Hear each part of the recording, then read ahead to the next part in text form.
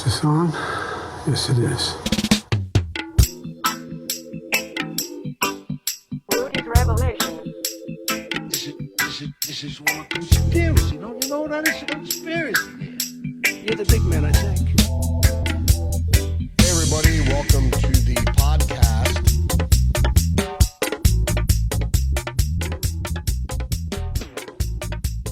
It is July 16th.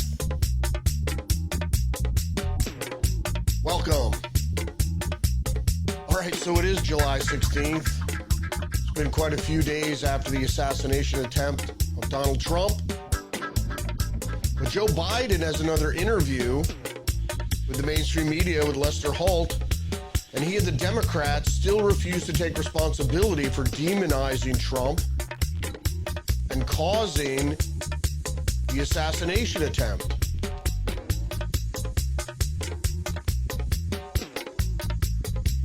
I also have a couple thoughts from the Republican National Convention. So let's get into the headlines for today, Tuesday, July 16th.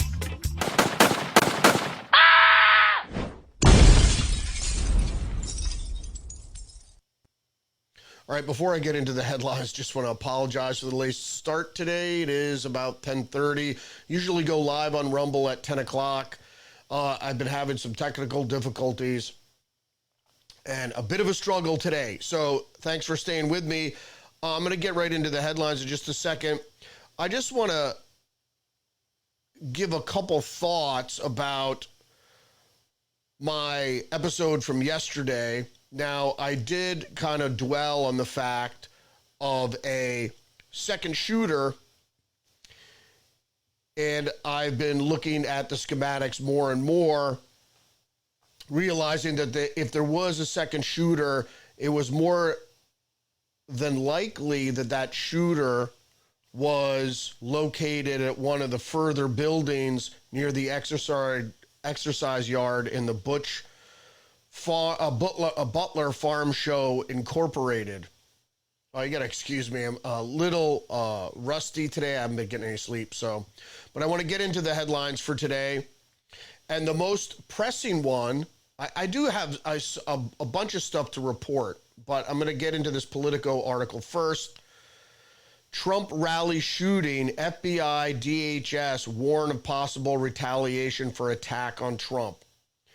Now, we knew that this was the whole purpose of the wounding of Donald Trump, and that was my speculation yesterday about there being a second shooter, because I believe that the shooting off of the ear was a show of prowess by a professional sniper.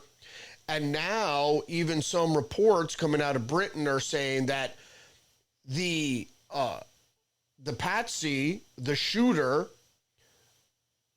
Thomas Matthew Crooks, was somehow very well trained. Well, we don't know that. We know his dad had about 15 guns, and that's not, for a rural part of Pennsylvania, that's not unusual. How often that this young man trained with guns is speculative, because we don't know anything. Apparently, we don't know anything from the phone, because they did crack the phone, and now they're looking into the computer, but they already deleted a Discord history, the FBI did, of this individual. Now, wasn't it Discord that the Buffalo shooter was communicating with an ex-FBI agent over Discord? Wasn't that the forum that he was using? Well, now apparently the FBI looked at the Discord and said, oh, there's nothing to see here, and they just deleted the account. So that's something obviously to be wary about. But the whole point of this whole incident taking place, whether the use of a patsy or he was an actual shooter, again, we still don't have a motive.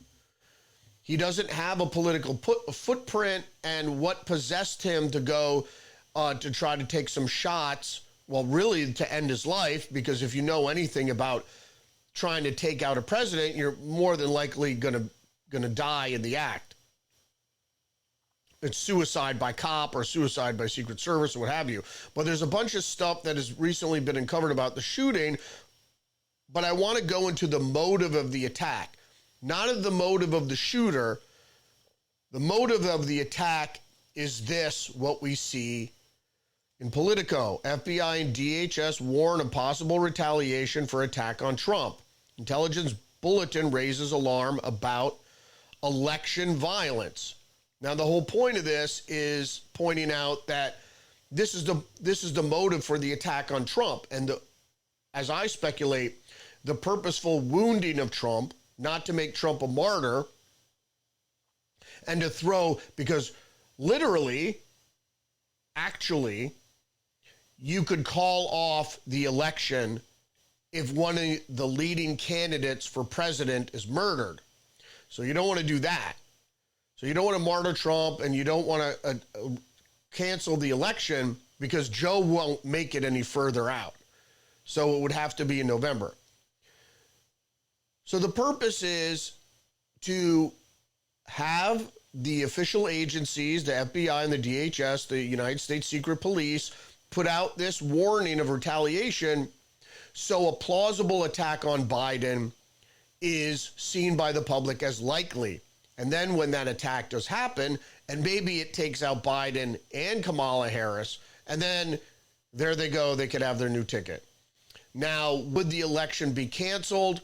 Possibly postponed, but it doesn't matter. They have their ticket and they're rid of Joe Biden and possibly Kamala Harris at the same time. But really, they want to get rid of Joe Biden. And the reason is that, as Chuck Schumer said, they have 6 ways a Sunday to get back at you. And if Biden is refusing to bow out of the race, the intelligence agencies who run politics, not just in other countries, but here in the United States, are going to take their revenge out on Biden. Moving to other headlines here, this is from the New York Post. Would-be Trump assassin was spotted by cops twice, 26 minutes before he wounded ex-president, killed retired fire chief.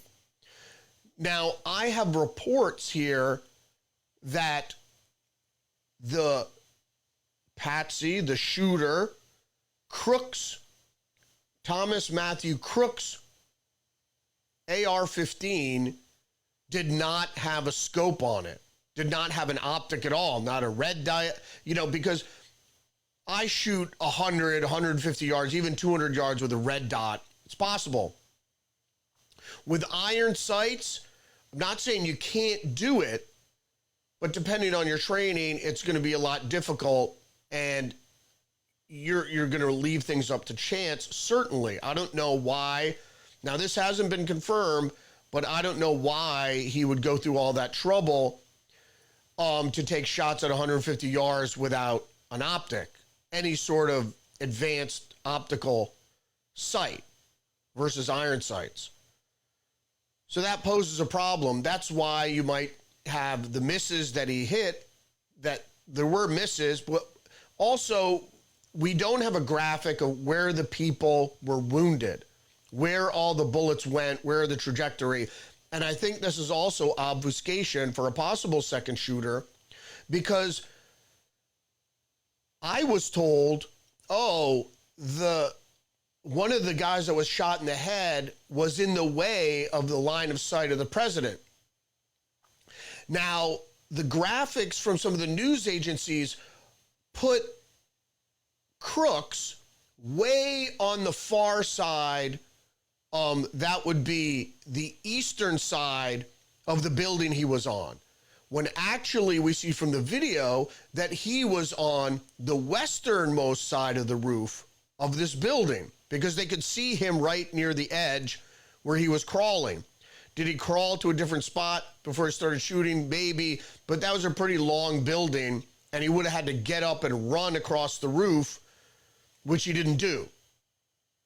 So he was on the left-hand side of the building, which, from my vantage point, it looks like he had a clear line of sight to the president, and it would have been a pretty wild shot if he shot on the closest flanking bleachers.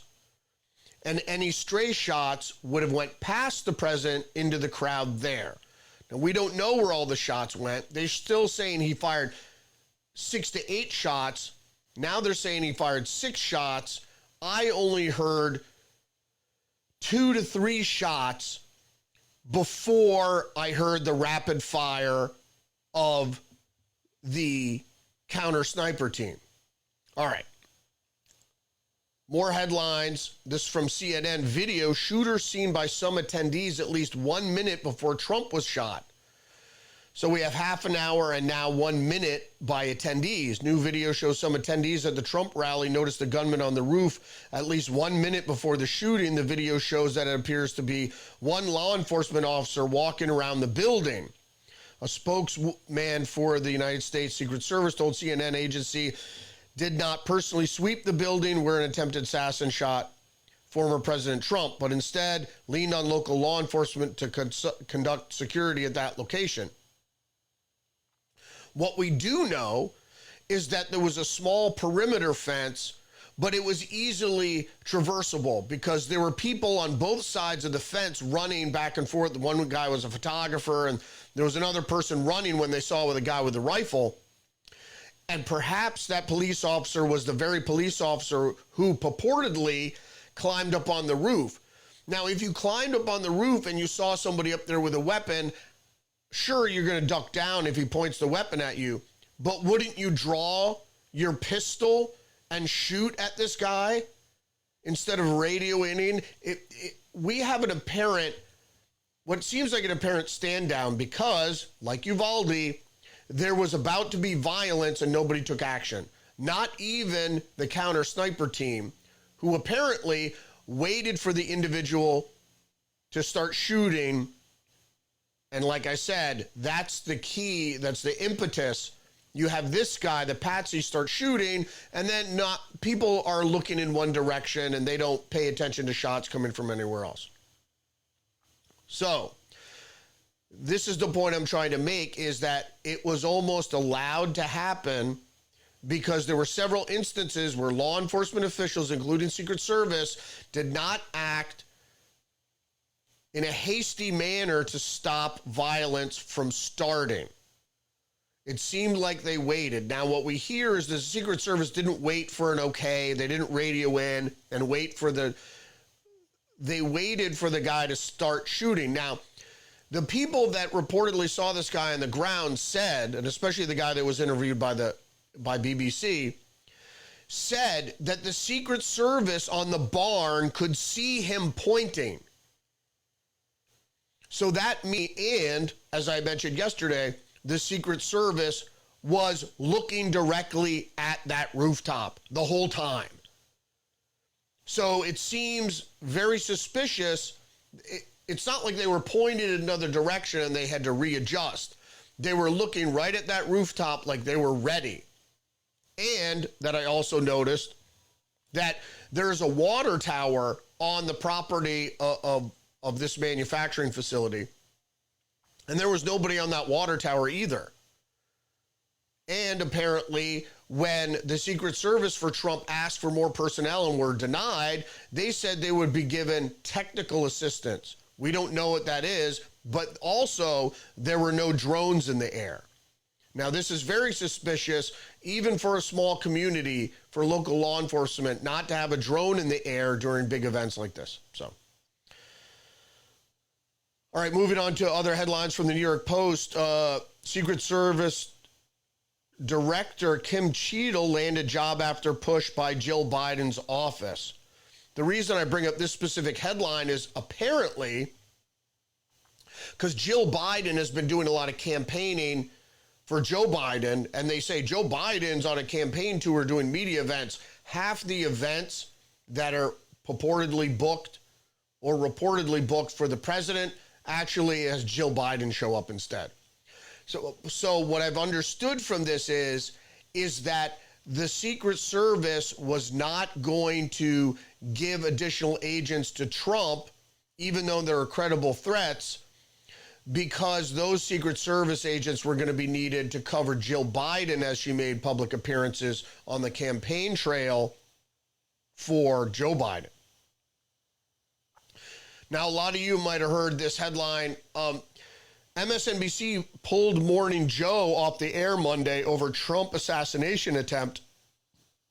What we know here is the mainstream media, and particularly Joe Biden, but other Democrat politicians, for some time have been demonizing Donald Trump. And we know that some of the subversive communication that was meant to get into the subconscious of people, and I'll get into that in just a second, could prove to be affected to try to get lone nuts to take pot shots at the former president. Yesterday and the day before yesterday, actually on Saturday during the special report, I put the blame squarely on the head of Joy Reid, because she is the most extreme in her rhetoric regarding Donald Trump, that he's an evil dictator, that he is Hitler, that we have to do everything we can to stop Trump, who is Hitler, from taking office. So that sort of extreme rhetoric, if it ever makes it to people that are unstable, might certainly take it upon themselves to take a pot shot at Donald Trump. Because if you do believe he was Hitler, and if you were somebody in the 1930s, let's say you went back in time knowing what Hitler was going to do, wouldn't you try to be a hero? And all the people that I consider are called wind-up toys are lonely individuals, high-functioning, but lonely, and that are easily influenced by friends they make online. And we don't know who these friends are, but if they're communicating on Discord, we'll never know now by the FBI. So, but I also, and obviously MSNBC, put some blame on Morning Joe, because Joe Scarborough is almost as bad as Joy Reid. He's not the worst, but he's close. The whole network is. My wife gets into the kick, like last night we were watching the Republican National Convention. She kept clicking over to MSNBC, who had a panel there at the convention in Milwaukee, but they weren't listening to the speakers and commenting on what was happening there. They would just find out who the speaker was and then bash them and bash and undermine anything they might have to say. So if anybody went and looked at those speeches later, that they'd remember what Rachel Maddow and Joy Reid and whoever that speechwriter was, well, former Republican speechwriter, I forget her name now, what any of them said was very dismissive of anybody who might have anything to say on the other side of the spectrum. That's why you know they're not a news program. They're blatantly partisan, because they're not interested in reporting on the news and then giving it their slant. They don't even report the news. They just say, who's this speaking? Oh, this person's an idiot, and you should never listen to anything they have to say. That's a political hit job. That is not reporting the news, even a biased view of the news. At least if Fox reports, let's say on the Democratic National Convention, they'll listen to some of the speech and then cut in and comment. They were not doing that. So MSNBC is not CNN. They're not reporting the news or even claim to be doing so. They're just there as a Democratic hit job, a smear campaign on live TV, live smear campaign on anything Republicans have to say, or any even Democrats that show up. Like there was the Teamster leader, he's a union leader, who said he's not partisan, and he had a lot of great things to say about unions and the working people, whatever. That's right up the Democrats' alley. No, they didn't listen to him. They just derided him and undermined his character or whatever he had to say. Page 6 is reporting MSNBC says network won't tone down coverage of Donald Trump after pulling Morning Joe off the air on Monday. Staffers were peeved at the decision. Who cares? I don't care. MSNBC staffers were. To them, this is a political battle that they're engaged in. Now, getting back to the headlines here, Wall Street Journal, a divisive symbol behind Trump's attempted assassination, the AR-15, America's most popular and most despised rifle, it's America's rifle, once again is at the center of the national crisis. It's like saying that the AK-47 is not Russia's rifle. It is made in Russia. The AR-15 is made by different manufacturers. You get barrels made by different people. You got uppers and lowers, receivers, bolt mechanisms, all made by different people. You get the SB pistol braces or stocks or what have you. Different types of charging handles. You can customize it. Whatever. It's America's rifle. But the fact that the Wall Street Journal brings it up is why it's not. It has nothing to do with the assassination, except it's the most common rifle in America. That's like they wouldn't do that with a Glock because it's Austrian, right?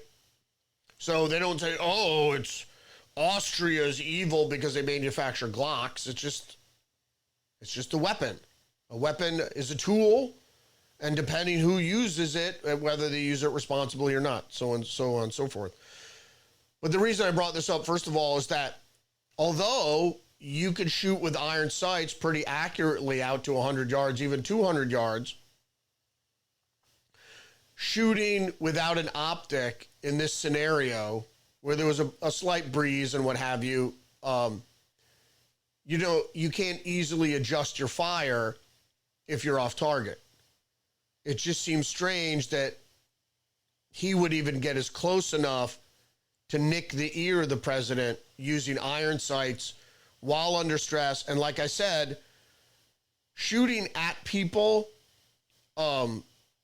is not as easy as it is in a video game, because once you kill somebody, a lot of times, if you haven't done it before, not saying this works with everybody, but sometimes you go into shock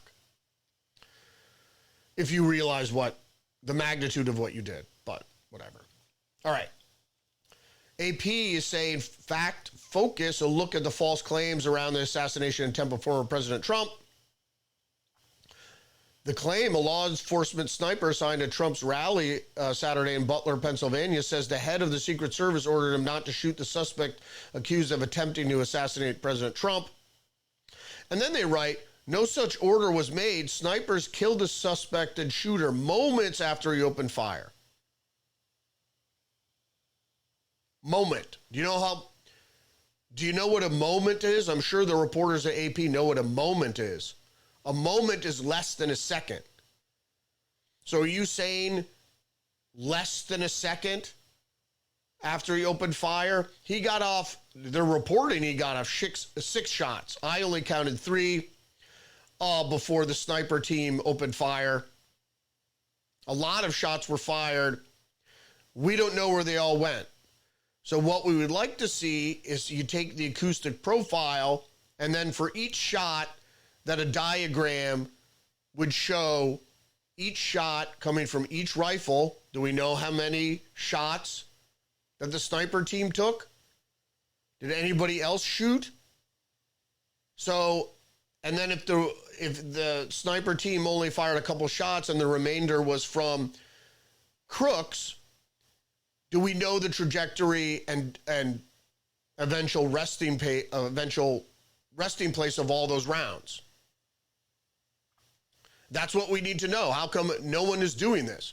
None of the people in the media are asking the Secret Service or the FBI how many shots were fired, where all those shots went, what shots were fired by whom, how many shots were fired by whom, and where all those shots went. We'll never know that now. And no one will ever ask. And no one will even, and we'll never see the Discord account of the shooter either. He did not arrive there on a whim. Who put up the ladder that he supposedly climbed up? Is that like the open door at Uvalde? I'm sorry to sound conspiratorial, but it's another whoopsie. It just seems that anybody who walks out with an AR-15, just, if he isn't shot by a bystander, that he just, especially if it's a gun-free zone in a gun-free state, or just anybody with an AR-15, apparently it can go out and shoot a bunch of people. Even if he's spotted He won't be stopped. All these whoopsies are too coincidental for my analytic brain to be, okay, that seems normal, because it just doesn't seem that way. All right, New York Post again. Biden snaps repeatedly at Lester Holt in combative NBC interview days after Trump assassination attempt. What's with you guys, he says.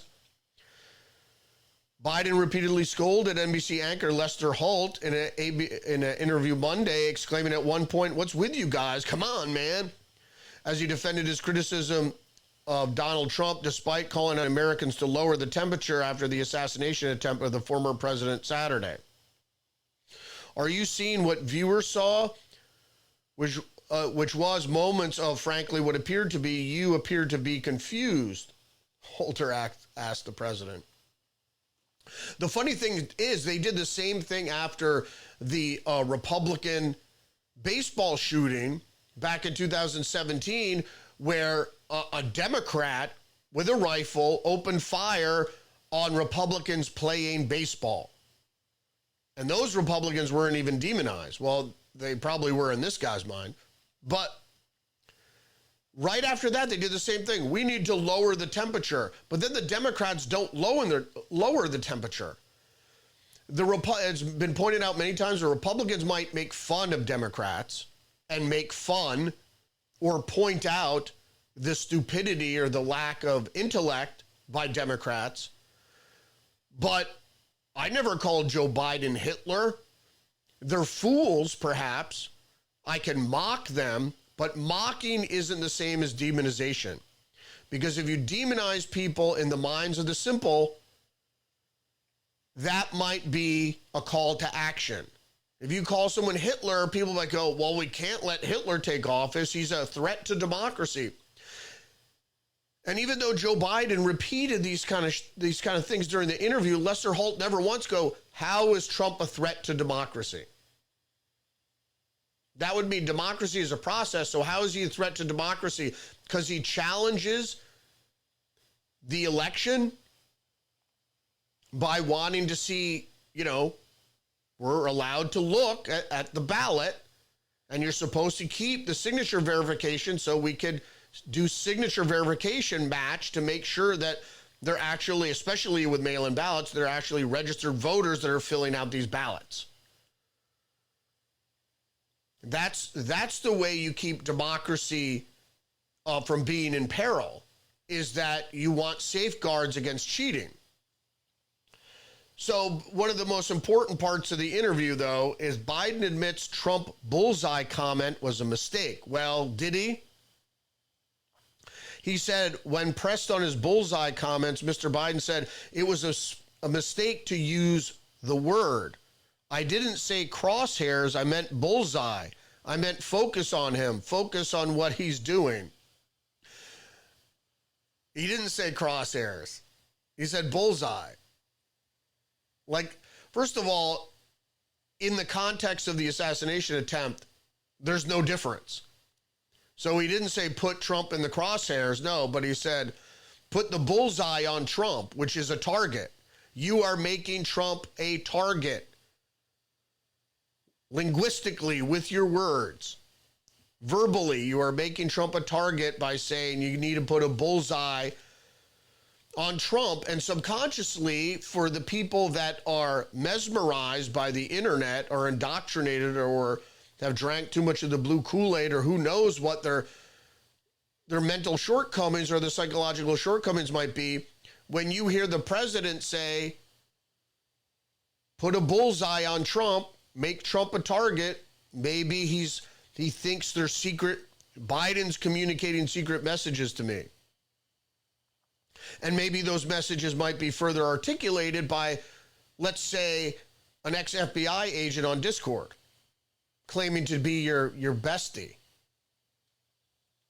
In any case, the New York Times is reporting DNC aims to push Biden toward nomination next week despite doubts. Leaders of the Democratic National Committee are aiming for a process that would formalize the nomination by the end of July, even as Democrats remain fiercely split over his candidacy. Now, we all said, not just me, but it's apparent the way things work if you're a student of history, that the Democrats aren't okay with what's going on, either with the Trump candidacy or their candidate or whatever. So we made it perfectly clear that watch out for things happening, particularly false flags, before the Democratic National Convention. Before the election, ultimately, but before the Democratic National Convention in August, because they need something, they need a catalyst to shake things up. So they're going to go, and what did I talk about before? I go, they're all going to fall in line behind Biden because Biden says he's not leaving. And what did I say? The intelligence agencies said, don't worry, support Biden, fall behind Biden. We got this. And less than a week after I said that, you have an assassination attempt on Trump.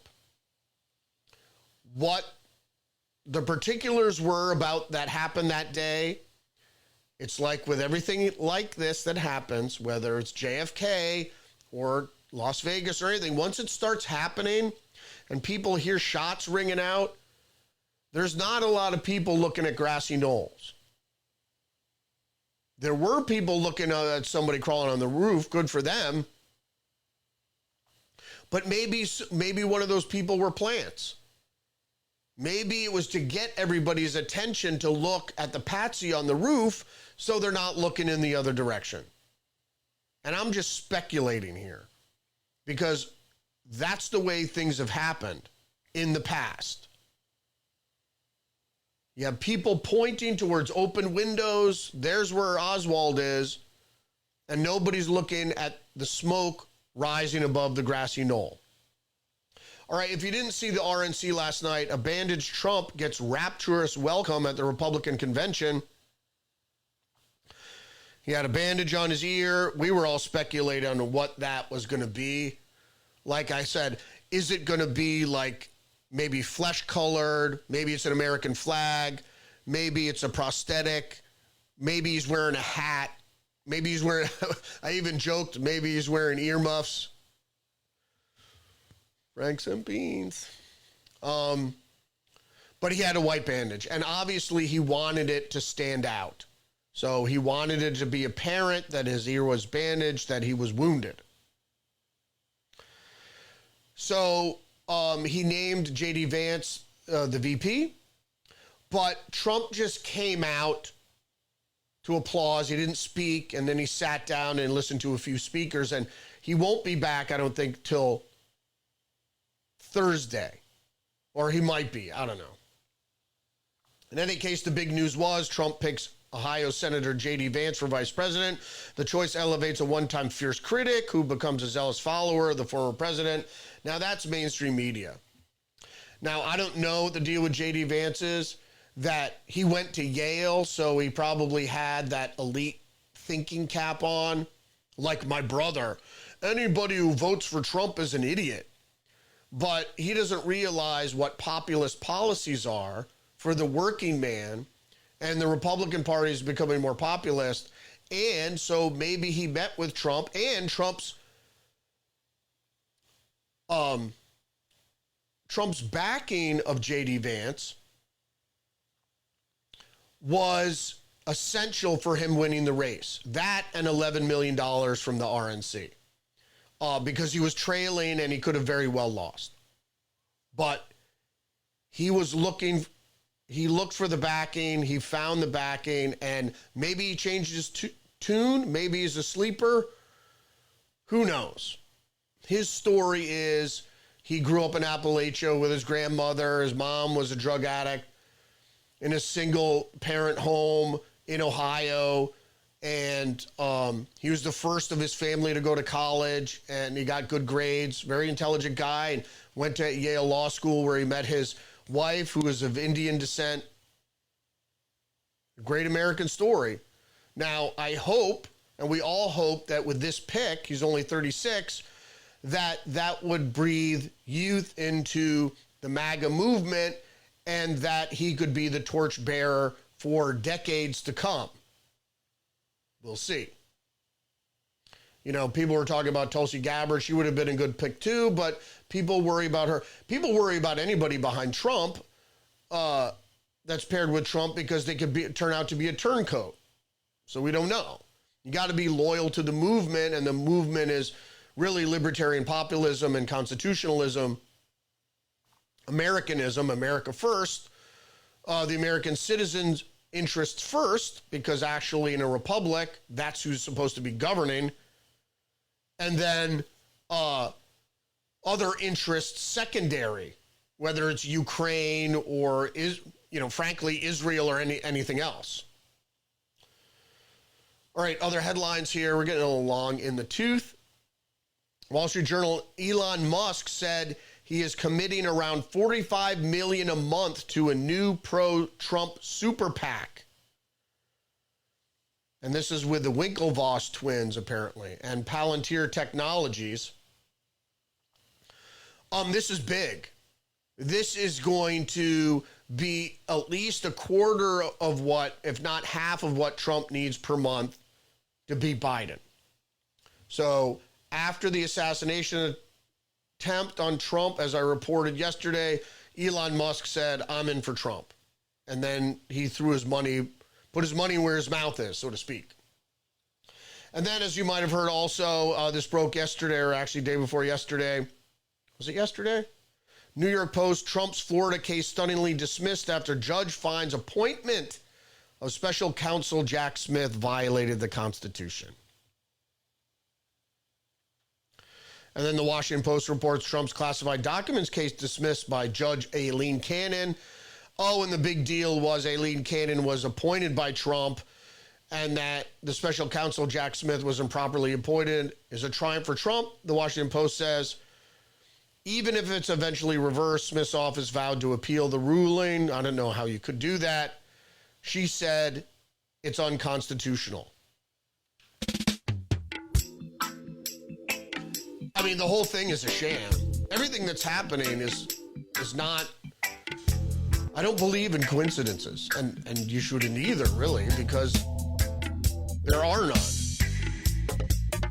Everything is happening as directed, except for the dismissal of the cases. The cases were brought to derail the Trump campaign, and they were hoping that these cases and even a conviction against Trump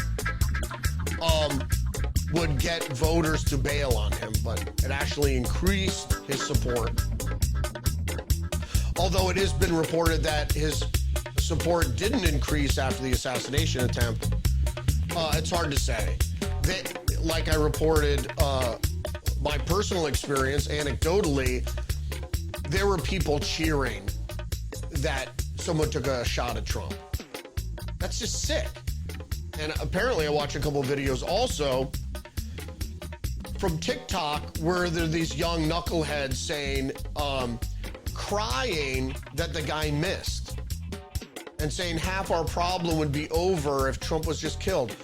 What happened to the fucking moral compass of Americans? Didn't you ever listen to your mommy and daddy? Okay, murder is not okay. Doing bad things, even to bad people, is not okay. And who you perceive as bad, it's just a postmodernist. It's your truth. Because back when I learned about objectivity, what you believe in your head is your space, right? But that doesn't apply to everyone, and it's not objective reality. So that's called subjective reality. What you believe in your head is subjective, and that's why you need to know the difference between subjective and objective. Because what you believe in your head doesn't really match up necessarily where everyone else is thinking. That's why it's important to find common ground on an objective landscape. But we can't seem to do that anymore. So in any case, that's it for me today. Thanks for joining me today on this Tuesday. Stay tuned tonight for another edition of Tuesdays with Perry. We usually go live at about 8:30, 9 o'clock, so stay tuned for that. But thanks for joining me today, and don't forget to engage the channel. Give me a thumbs up, like, subscribe, share the podcast, leave a comment down below. And if you got a question for me, put it down in the comments as well. And don't forget, I try to go live every day, Monday through Friday, 10 a.m. on Rumble. So stay hip to the trick, and I'll see you later. Respect. Rudy's Revelation. Google me, bitch! Google me! You can't handle the truth.